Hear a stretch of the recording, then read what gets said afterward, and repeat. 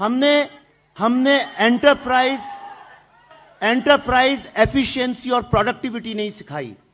हमने हर चीज का शॉर्टकट, झूठी बातें करना सिखाया है। मुझे इस बात का बड़ा अफसोस है। लेकिन मैंने यह कहा कि क्या यह संभव है कि हम भारत की जो समस्याएं हैं जो पिछले 50 साल से चल रही हैं, इसलिए कि सब लोग उन पे बात करने से डरते हैं। हमने ऐसा नहीं है कश्मीर पे फिल्में नहीं बनाई हैं। कश्मीर पे भारत के सबसे ताकतवर, सबसे बड़े, सबसे रईस, सबसे बड़े influential stars, directors, producers, writers ने इतनी बड़ी बड़ी फिल्में बनाई हैं जिसकी आप कल्पना नहीं कर सकते। चाहे वो रोजा हो, चाहे वो फना हो, चाहे वो फिजा हो, चाहे वो मिशन कश्मीर हो, चाहे वो हैदर हो। ये सारी की सारी फिल्में 1990 के ही दशक में बनी हुई हैं, उसी टाइम फ्रेम में बनी हुई हैं। पर इन फिल्मों में कश्मीरी हिंदुओं का जिक्र तक नहीं है, जैसे वो हुआ ही नहीं।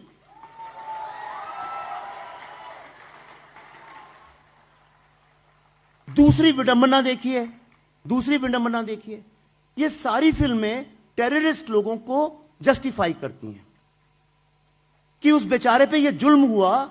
सुन लीजिए, देखिए तालियां हो जाएंगी। मैं सीरियस बात कर रहा हूं। उस पे जुल्म हुआ इसलिए उसने बंदूक उठा ली।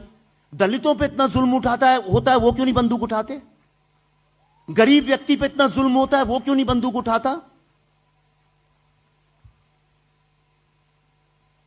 लेकिन किसी ने इस सवाल को एड्रेस नहीं किया। भारत का हर व्यक्ति यह सवाल पूछना चाहता था। और ये फिल्में ऐसा भी नहीं है कोई प्रमाणित फिल्में थी।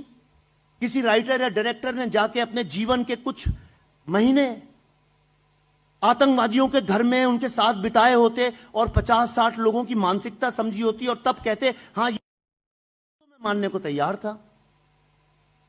हमने डाकुओं को ग्लोरीफाई किया, घोड़ों पे बैठा बैठा के उनको हीरो बनाया।